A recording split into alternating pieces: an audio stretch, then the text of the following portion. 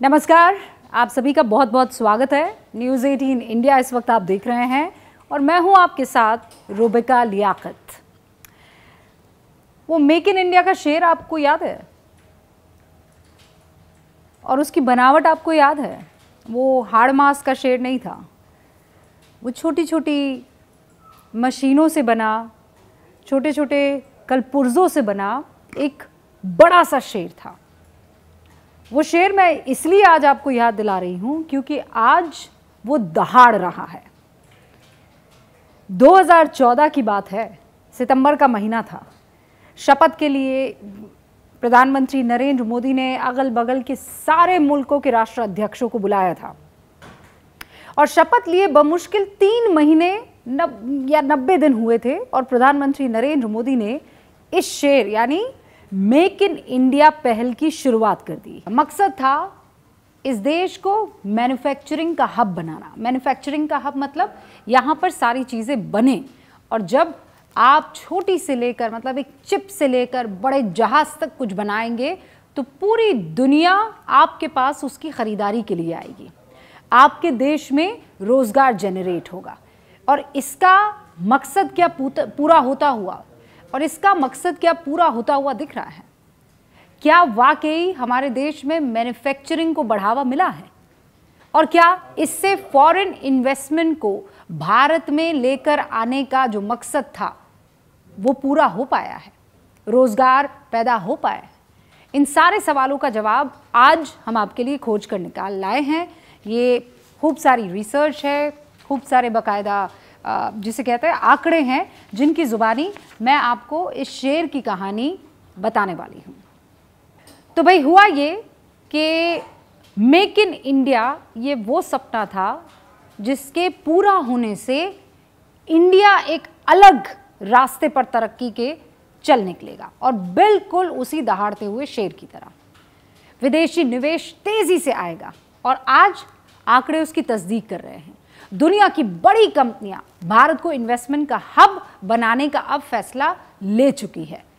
शुरुआत से ही make in India ने जिन कुछ सेक्टर्स पर ध्यान दिया, आज मैं उस पर बात करने वाली हूं। पहला तो इलेक्ट्रॉनिक्स था, रक्षा, डिफेंस और रिन्यूएबल एनर्जी और चौथा महत्वपूर्ण सेमीकंडक्टर। इन तमाम सेक्टर्स में विदेशी निवेश को सफलतापूर्वक आकर्षित आपके हमारे भारत ने कर दिखाया है। सरकार ने लक्ष्य रखा था कि भारत में एफडीआई को $100 बिलियन तक पहुंचाना है और इसके लिए ऐसे सेक्टर्स में आपको जाना होगा जहां अभी तक आप दुनिया के बाकी देशों पर डिपेंडेंट थे, निर्भर थे। इसी में से एक क्या है? सामान लाने के लिए इस्तेमाल होने वाला हवाई जहाज़, जिसे मालवाहक जहाज़ कहते हैं। जैसे सड़क पर ट्रक से हम सामान लेकर जाते हैं, वैसे ही बड़े बड़े मालवाहक जहाज़ होते हैं जो सामान लेकर जाते हैं। भारत अभी एयरबस नाम की एक स्पेनिश कंपनी है, अब तक उससे वो जहाज़ खरीदा करता था। इस बार भी 56 जहाज़ का ऑर्डर हमने स्पेन को दिया है। नया क्या है आप मुझसे पूछ सकते हैं? नया है मेक इन इंडिया के विजन का साकार होना। मेक इन इंडिया के विजन का साकार होना। ऑर्डर बड़ा था तो भारत ने सोचा कि क्यों ना स्पेनिश कंपनी को भारत में ही ये जहाज बनाने के लिए मनाया जाए। स्पेनिश कंपनी मानती तो नहीं, उसका नुकसान था, लेकिन हमने कर दिखाया। भारत सरकार ने उसे बात मनवा ली।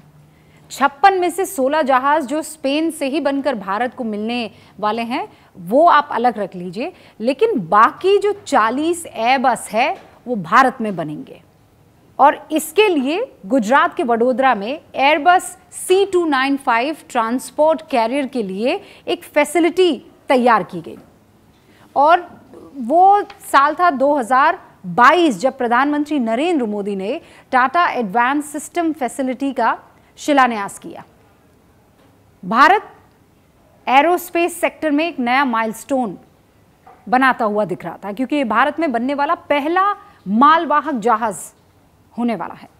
तो इससे साबित होता है कि डिफेंस मैन्युफैक्चरिंग में अपनी कैपेसिटी को भारत ने कैसे बढ़ाया है। जब प्रधानमंत्री नरेंद्र मोदी ने मेक इन इंडिया का जिक्र किया था तो बहुतों को ये बात समझ ही नहीं आई थी। लेकिन आज जब दिख रहा है ज़मीन पर इन चीज़ों के होते हुए, हम उसे देख पा रहे हैं, तो एहसास हो रहा है कि इसका विजन कितने दूर तक का था। ये मालवाहक जहाज़ भारतीय सेना के लिए दुर्गम इलाकों में ज़्यादा से ज़्यादा सामान एक साथ पहुंचाने में बहुत ज़रूरी साबित होने वाला है। एयरबस को भारत में खुद को स्थापित करने के लिए एक साथी चाहिए था, और साथी कौन? टाटा। इससे बेहतरीन साथी बताइए कौन हो सकता है? एयरबस स्पेस ने टाटा एडवांस सिस्टम के साथ मिलकर ये सेंटर बनाया, मतलब ये फैसिलिटी तैयार की, और इसे कितना तेज़ी से अंजाम तक पहुंचाया गया आप इसे समझिए। 2022 में इसकी नींव रखी गई और 2024 खत्म होने के कुछ महीने पहले ही इसका उद्घाटन भी हो गया है। मतलब ये कमिटमेंट का लेवल बताता है। भारत एरोस्पेस मैन्युफैक्चरिंग में ग्लोबल हब बने पीएम मोदी के इस विजन को बाकायदा साबित कर रहा है। तो पहले जब भारत एयरबेस खरीदता था तो उसमें कुछ भी अगर खराबी आती थी तो उसे स्पेन ले जाकर ठीक करवाना होता था, और यही अंडरस्टैंडिंग थी, यही डील थी। लेकिन अब क्या होगा? वडोदरा में ही एयरबस का सारा काम हो जाएगा, उसकी सर्विसिंग हो जाएगी, उसकी देख रेख, उसका ख्याल रखा जाएगा। अब इसको आसान भाषा में ऐसे समझिए कि आप रहते दिल्ली में हैं, गाड़ी आपको दिल्ली में चलानी है, लेकिन आपने खरीदी है भोपाल से, और जिससे गाड़ी खरीदी है वो कह रहा है भाई अगर गाड़ी में कुछ ऊपर नीचे हो जाता है तो उसे ठीक करवाने के लिए आपको आना भोपाल पड़ेगा, सर्विसिंग करानी है भोपाल आना पड़ेगा, हवा भरानी है भोपाल आना पड़ेगा, ऑयल डलवाना है भोपाल आना पड़ेगा। तो दिल्ली से भोपाल ले जाना कितना महंगा सौदा साबित होगा ये आप समझ पा रहे होंगे। तो डिफेंस सेक्टर में भी भारत के लिए ये बड़ी कठिनाई थी, और इसीलिए डिफेंस सेक्टर में सरकार ने इसको ऐसे इस पर काम किया कि आज की तारीख में आपके पास बाकायदा, जिसे कहते हैं ना, स्पेन आपको टेक्नोलॉजी प्रोवाइड करेगा, आपको ट्रेनिंग देगा। तो आप इससे अपने वर्कर्स को ट्रेन भी कर रहे हैं और आने वाले टाइम के लिए खुद को तैयार भी कर रहे हैं। अच्छा, दूसरा फ़ायदा आप ये समझिए, 2004 से 2014 के बीच में जो हमारा डिफेंस एक्सपोर्ट था ना, वो कितना था? 4,312 करोड़। यानी हम दुनिया भर में 4,312 करोड़ का सैन्य सामान बेचा करते थे। लेकिन 2014 से 2024 के बीच हमारा डिफेंस एक्सपोर्ट आपको पता है कितना हो गया है? वो 4,000 से 88,319 करोड़। यानी भारत ने सिर्फ इसी सेक्टर में 2200% यानी 2200% की ग्रोथ की है, और ये वो सेक्टर है जिसमें असीमित संभावनाएं हैं। और इसीलिए सरकार के थॉट प्रोसेस के सेंटर में ये डिफेंस सेक्टर था, और इसको आगे बढ़ाना था, इसकी मैन्युफैक्चरिंग को। अच्छा, सिर्फ एक सेक्टर के ग्रोथ से विकास की कहानी पूरी हो जाती तो फिर क्या ही कहना था। हर एक सेक्टर के मैन्युफैक्चरिंग को आपको टैप करना होगा। भारत तभी जाकर अपने सपने को पूरा कर पाएगा, और वो जो सोने की चिड़िया का उसका खिताब था उसे पूरा कर पाएगा। तो भाई एक तो हो गया एरोस्पेस में मैन्युफैक्चरिंग। अब आगे क्या?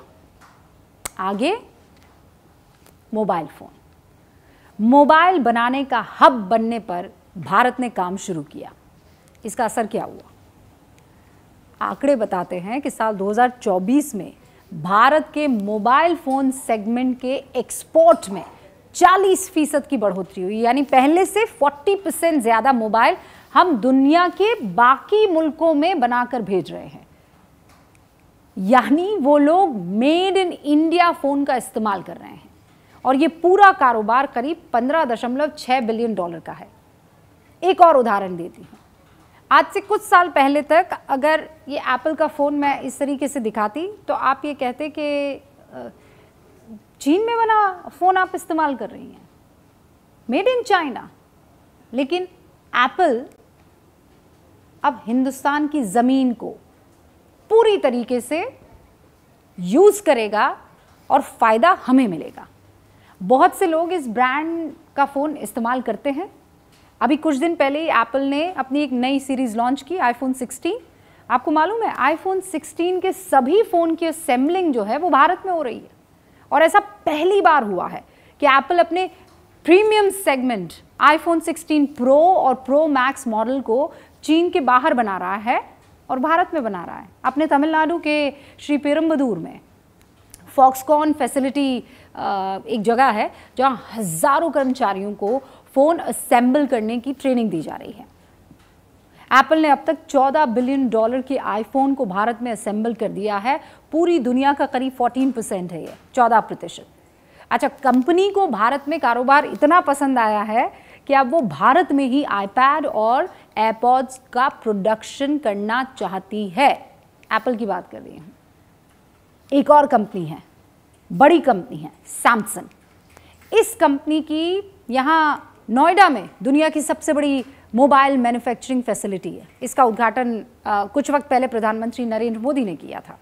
इस मैन्युफैक्चरिंग फैसिलिटी की वजह से सैमसंग के फ़ोन बनाने की क्षमता 68 मिलियन से दोगुनी होकर 120 मिलियन यूनिट प्रति वर्ष हो गई है, यानी 68 मिलियन से बढ़कर दोगुनी 120 मिलियन यूनिट प्रति वर्ष हो गई है। भारत में रिसर्च और डेवलपमेंट की जो मदद से सैमसंग ने कमाया है, अर्जित किया है, वो क्या है? अपने डिवाइस में वो लोकल फीचर का इस्तेमाल कर रहा है। सैमसंग ने नई फैक्ट्री के साथ अपनी मेक फॉर द वर्ल्ड पहल की भी शुरुआत की है और इसका टारगेट क्या है कि भारत में मोबाइल हैंडसेट बनेंगे और ये सार्क क्षेत्र सहित दूसरे अंतर्राष्ट्रीय बाजारों में निर्यात किए जाएंगे, एक्सपोर्ट किए जाएंगे। अब 2 पॉइंट हो गए, तीसरे बिंदु पर आते हैं। सेमीकंडक्टर। सेमीकंडक्टर एक ऐसी चिप होती है जो हर रिमोट वाली चीज़ में इस्तेमाल होती है। मतलब अगर आप पंखा चला रहे हैं तो उसमें, अगर आप गाड़ी चला रहे हैं तो उसमें, मतलब कोई भी रिमोट वाली चीज़ जो आप इस्तेमाल कर रहे हैं, जैसे आपका टीवी हो गया, आपकी लाइट्स हो गई, आपकी कार हो गई, एनी इलेक्ट्रिक आइटम अगर आप इस्तेमाल कर रहे हैं तो उसमें सेमीकंडक्टर की ज़रूरत होती है। मतलब ये छोटी सी चिप लेकिन कितने काम की, समझ लीजिए। ये आपका जो फ़ोन है ना, ये भी आपकी गाड़ी की चाबी है ना, वो भी दूर से बटन दबाकर आप अपनी गाड़ी को ऑन कर सकते हैं। इसके लिए क्या चाहिए? सेमीकंडक्टर। सेमीकंडक्टर का बाजार दुनिया भर में फैला हुआ है, लेकिन फिर भी ये वस्तु जो है बहुत आसानी से मिलती नहीं है। भारत में अभी तक ऐसी जो चिप्स हैं वो या तो साउथ कोरिया से आती थी, या ताइवान से आती थी, या चाइना से आती थी। लेकिन अब भारत की एक महत्वाकांक्षा है, मतलब उसकी एक चाहत है। चाहत क्या है कि इम्पोर्टेड चिप पर अपनी निर्भरता को ख़त्म कर दें। सेमीकंडक्टर में हम आत्मनिर्भर बन जाएं, हम अपने सेमीकंडक्टर्स खुद बनाएं और दुनिया को भी दें। इसीलिए गुजरात के धोलेरा में $11 बिलियन की लागत से टाटा ग्रुप और ताइवान की power chip semiconductor manufacturing corporation ने एक प्लांट बना रहे हैं इनफैक्ट। और दूसरी तरफ अमेरिका की सेमीकंडक्टर बनाने वाली एक दिग्गज कंपनी है माइक्रोन। वो गुजरात के साणंद में लगभग $3 बिलियन का सेमीकंडक्टर प्लांट बना रही है, जिससे सेमीकंडक्टर सप्लाई चेन में लगभग 5,000 डायरेक्ट और 15,000 इनडायरेक्ट जॉब्स मिलेगी। कहा जा रहा है कि ये भारत के सेमीकंडक्टर मिशन में अब तक का सबसे बड़ा इन्वेस्टमेंट है, जिससे भारत खुद को सेमीकंडक्टर टेक्नोलॉजी की दुनिया में एक बड़े प्लेयर के रूप में स्थापित कर सकता है। भारत सरकार का ये मानना है कि सेमीकंडक्टर उद्योग जो है ना, वो 2026 तक लगभग $63 बिलियन के बाजार तक पहुंच जाएगा, जो ताइवान, दक्षिण कोरिया जैसे ये जो स्थापित खिलाड़ी है ना वहाँ पर धाकड़, इनसे हमारा मार्केट कॉम्पीट करेगा। तो सेमीकंडक्टर और डिस्प्ले मैन्युफैक्चरिंग इकोसिस्टम के डेवलपमेंट के तहत सरकार सेमीकंडक्टर उद्योग को बढ़ावा देने के लिए लगभग 76,000 करोड़ की फंडिंग कर रही है। इन प्रोडक्शंस के साथ भारत सरकार एक और टारगेट रख चुकी है अपने सामने।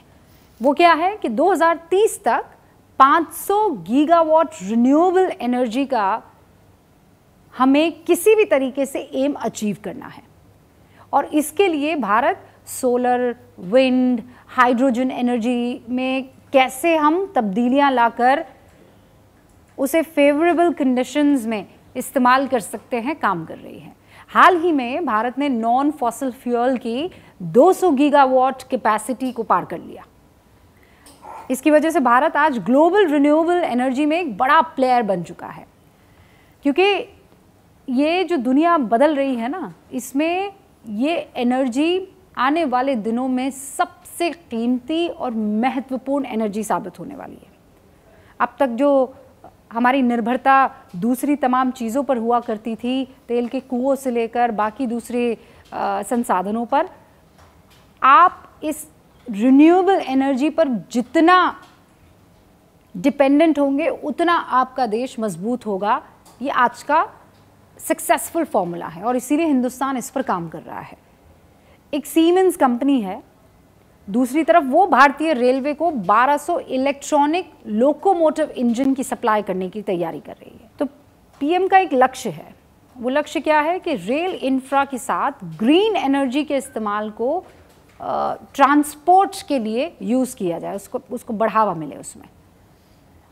और इसके लिए गुजरात के ही दाहोद में कंस्ट्रक्शन हो रहा है। वहीं सीमेंस कंपनी भारतीय रेलवे को 1200 इलेक्ट्रिक लोकोमोटिव इंजन की सप्लाई करने की तैयारी है। अब ये क्यों इंपॉर्टेंट है? अभी जो आपकी ट्रेनें चलती है वो तो या तो कोयला पर चलती है या फ्यूल पर चलती है और इलेक्ट्रिसिटी पर चलती है, लेकिन हमारा टारगेट ये है और पीएम मोदी का ये मानना है कि रेल इंफ्रा के साथ ग्रीन एनर्जी का इस्तेमाल बढ़ा दिया जाए ट्रांसपोर्ट के लिए। ग्रीन एनर्जी का मतलब सोलर एनर्जी का इस्तेमाल जितना बढ़िया लेवल पर हो सकेगा, उससे आपकी कैपेसिटी में और एक रिस्पॉन्सिबल जिम्मेदार देश के रूप में आपकी पहचान बढ़ेगी। इसीलिए गुजरात के दाहोद में ऐसी फैसिलिटी का निर्माण हो रहा है। इन सब में एक इन्वेस्टमेंट और है जिस पर मैं आपका ध्यान आकर्षित करना चाहती हूँ, अमेज़न। अमेज़न 2030 तक भारत में एक्स्ट्रा $15 बिलियन का इन्वेस्टमेंट करने की योजना बना रहा है। एक महत्वपूर्ण हिस्सा जो है इसका, वो रिन्यूएबल एनर्जी के लिए होगा। ये सारी बड़ी कंपनियां जो हैं अब इस पर काम करना चाहती है। फ्रांस की कंपनी है टोटल एनर्जीज, वो भारत में सौर ऊर्जा परियोजनाओं में निवेश कर रही है। अभी आपको याद होगा प्रधानमंत्री नरेंद्र मोदी वहाँ गुजरात गए थे और ऐसे लोगों से मिले थे जो सोलर पैनल का इस्तेमाल करके अपनी बिजली के बिल को कितने बड़े लेवल पर घटा रहे थे। ये एक बूंद ज़रूर हो सकती है समंदर में, लेकिन ऐसे ही करके धीरे धीरे आपकी निर्भरता रिन्यूएबल एनर्जी पर बढ़ेगी। और जब एक पूरे मुल्क, एक पूरे देश के तौर पर आप उस पर डिपेंडेंट हो जाएंगे, तो एक जिसे कहते हैं क्लीन कंट्री, बड़े जो जितने भी ये डेवलप कंट्रीज़ हैं, ये डेवलपिंग कंट्रीज़ जो होती हैं, जो विकासशील देश हैं, उनके ऊपर झूठे इल्ज़ाम लगाती हैं, लेकिन वो भारत की तरफ इशारा करके नहीं बात कर सकती, उंगली दिखा नहीं सकती है, क्योंकि उनका जो कार्बन फुटप्रिंट है वो हमसे कई गुना ज़्यादा है। और हम जबकि प्रगति कर रहे हैं, हमें ज़्यादा इसकी ज़रूरत है, लेकिन एक जिम्मेदार नेशन की तरह हम अपने आप को प्रोजेक्ट भी कर रहे हैं और उस रिस्पॉन्सिबिलिटी को निभा भी रहे हैं। और इसीलिए इस कंपनी का जो लक्ष्य है वो बड़े पैमाने पर सोलर पावर प्लांट्स को विकसित करना है, जो 2030 तक 450 गीगावाट रिन्यूएबल एनर्जी क्षमता जो है वो हासिल करेगा, भारत के इस लक्ष्य में योगदान देगा। तो कुल मिलाकर आप समझ लीजिए, अगर भारत को 5 ट्रिलियन की इकोनॉमी बनाने की बात कही जा रही है, तो उसे हासिल करने के लिए कुछ होमवर्क तो ज़रूरी है ना, कुछ इन्वेस्टमेंट तो ज़रूरी है, कुछ दूर की सोच तो ज़रूरी है, उसके पीछे का प्लान तो ज़रूरी है। अगर भारत को 2047 तक डेवलप्ड नेशन बनना है, विकसित बनना है, विकसित भारत कहलाना है, तो उसके पीछे का सटीक नज़रिया पीएम मोदी ने जो दुनिया के सामने रखा है वो यही है। हर दिन कोई ना कोई उदाहरण अब उसका सामने आ रहा है। मतलब इसे आप ऐसे समझ लीजिए कि एक एफडी होती है ना, फिक्स्ड डिपॉजिट, उस वक्त वो आपको फ़ायदा नहीं पहुंचाती है जिस वक्त आप उसमें पैसा डालते हैं, लेकिन जब उसके मैच्योर होने का टाइम आता है तो आपको इंटरेस्ट के साथ साथ एक पूरा बड़ा अमाउंट मिलता है। तब आपको एहसास होता है कि ये एफडी कितने फ़ायदे का सौदा थी। कुछ ऐसा ही इन्वेस्टमेंट, कुछ ऐसी ही सोच, कुछ ऐसे ही विजन जो हैं वो पीएम की तरफ से दिखाई दिए हैं इन सारे सेक्टर्स में, जिसे ओवरऑल रख दिया जाए तो कहलाता है मेक इन इंडिया।